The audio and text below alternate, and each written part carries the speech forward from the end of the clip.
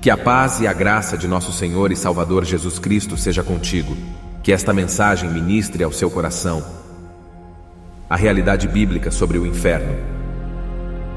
Parece que tem sido moda ou ressurgimento de antigas heresias negar a existência e eternidade do inferno.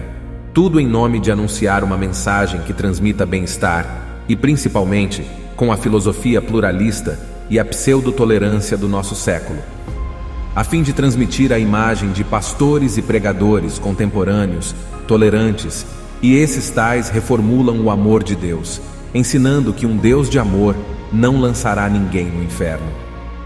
Será contraditório um Deus de amor condenar homens ao inferno? Se Deus realmente é amor, então como ele pode mandar alguém para o inferno? No texto que lemos, encontramos a seriedade com que Jesus alertou sobre esse terrível lugar. Jesus não disse que era um estado de espírito, como querem alegar alguns modernos e adocicados pregadores. Na verdade, nesta exposição temática, veremos o que a Escritura ensina sobre esse lugar terrível e algumas objeções levantadas por aqueles que negam o caráter eterno da punição. Rogamos a Deus que nos conceda cuidado, compaixão e, sobretudo, fidelidade ao pisar nesse terreno. O ensino bíblico sobre o inferno. Por 3 vezes no texto, Jesus adverte aos discípulos: "E se o teu olho te escandalizar, lança-o fora. Melhor é para ti entrares no reino de Deus com um só olho do que, tendo 2 olhos, seres lançado todo o teu corpo no fogo do inferno, onde o seu bicho não morre e o fogo nunca se apaga." Livro de Marcos, capítulo 9, do 47 ao 48. Que descrição terrível vindo da doce voz do Senhor. Precisamos lembrar que os discípulos não se impressionaram com a descrição. Por quê? Embora fosse uma nova revelação no ministério de Jesus, a descrição já era conhecida pelos discípulos na leitura dos profetas. "E sairão, e verão os cadáveres dos homens que prevaricaram contra mim, porque o seu verme nunca morrerá, nem o seu fogo nunca se apagará, e serão um horror a toda a carne." Isaías 66, 24. Diante das palavras de Jesus, considerando o todo da revelação bíblica, vejamos qual é o ensino bíblico sobre esse lugar. Primeiro, o inferno é um lugar real. Jesus diz que as pessoas vão para o inferno. A palavra traduzida por inferno, Gena, é uma referência a um lugar chamado de Vale de Inom. Ficava ao sul de Jerusalém e lá os antigos judeus apóstatas sacrificaram seus filhos ao deus pagão Moloque.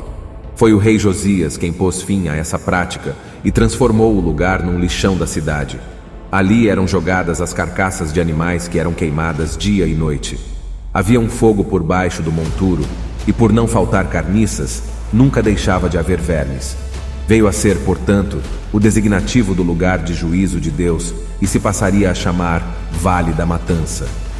Portanto, eis que vem dias, diz o Senhor, em que não se chamará mais Tofete, nem Vale do filho de Inom, mas o Vale da Matança.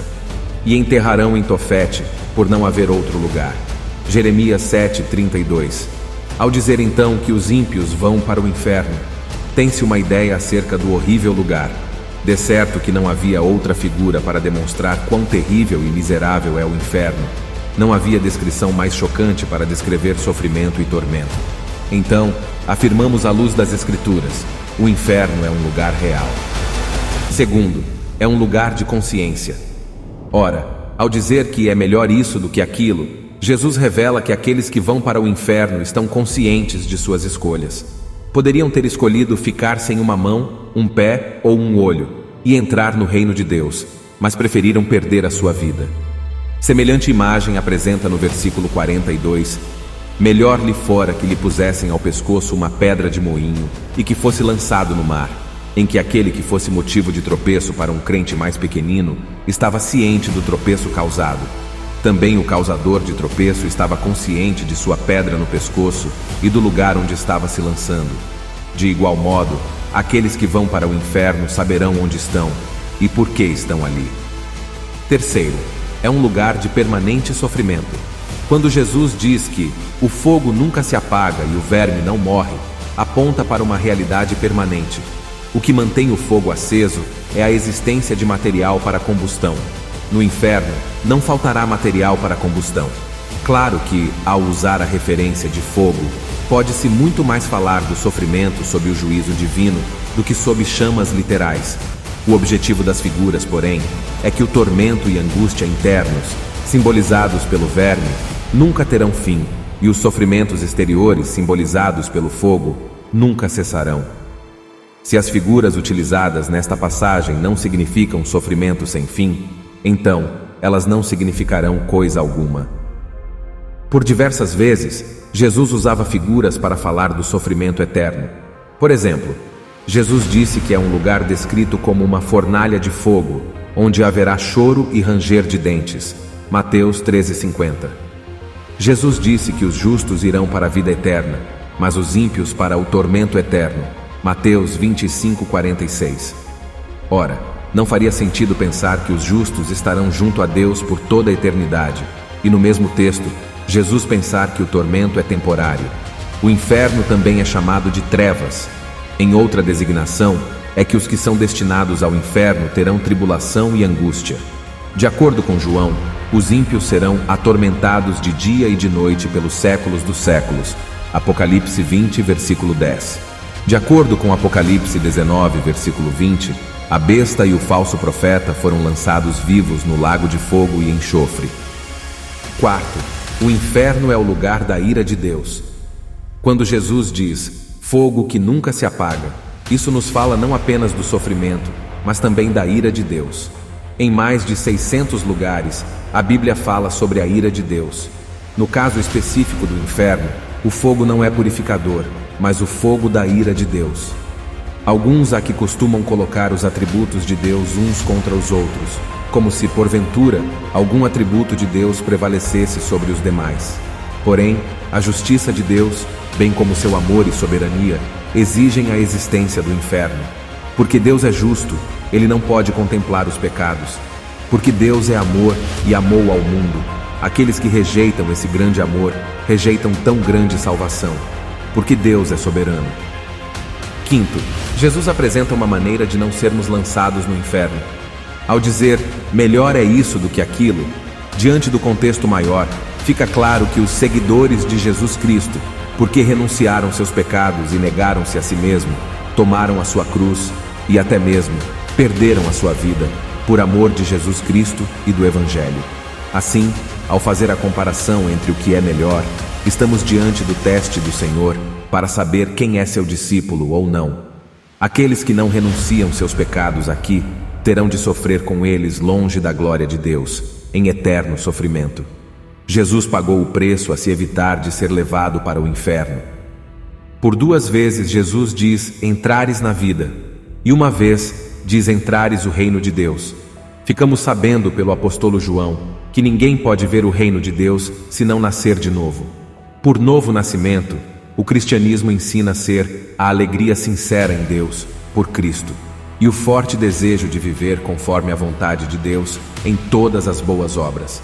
O próprio Jesus reconheceu que o inferno não foi preparado primeiramente para o homem, mas para o diabo e seus anjos. Mateus 25:41. E para livrar o homem de ser lançado no inferno, Deus amou o mundo de tal maneira que deu o seu Filho unigênito, para que todo aquele que nele crê não pereça, mas tenha a vida eterna. João 3:16. Porém, porque o homem permanece indiferente a Jesus Cristo, ou seja, não crê no Filho, então não verá a vida, mas a ira de Deus permanecerá sobre ele para sempre. João 3:36. Portanto, Deus está exortando-lhes, em nome de Cristo, por essa palavra, rogando-lhes que se reconciliem com Deus. Não há muitas opções. É estar em Cristo ou longe dele. É céu ou inferno. Não brinque de cristão, não brinque de crente, não brinque de ser religioso ou mesmo ateu. O Senhor Jesus é o seu Deus e Salvador. De fato, você já o recebeu e, portanto, pode ser contado entre os eleitos do Senhor. O machado já está posto à raiz da árvore, pois a árvore que não der bom fruto será cortada e lançada no fogo. O Senhor ainda disse: se alguém não estiver em mim, será lançado fora como a vara, e secará, e os colhem e lançam no fogo, e ardem. Se isso não for uma realidade em sua vida, então a ira de Deus permanece sobre você, e você será lançado no inferno, no lugar que foi criado para o diabo e seus anjos. Rejeitando a presença de Deus, você estará na companhia do diabo e seus anjos por toda a eternidade. Fuja para os braços misericordiosos do Senhor Jesus e aceite a salvação que Ele te oferece hoje enquanto é tempo. Façamos esta oração. Querido Deus e eterno Pai de amor, te agradecemos porque o Senhor enviou o seu Filho Jesus Cristo para morrer em nosso lugar, nos dando a condição de podermos alcançar a vida eterna. Te agradecemos por tão grande salvação que nos foi confiada. Em nome de Jesus Cristo que eu oro e te agradeço. Amém.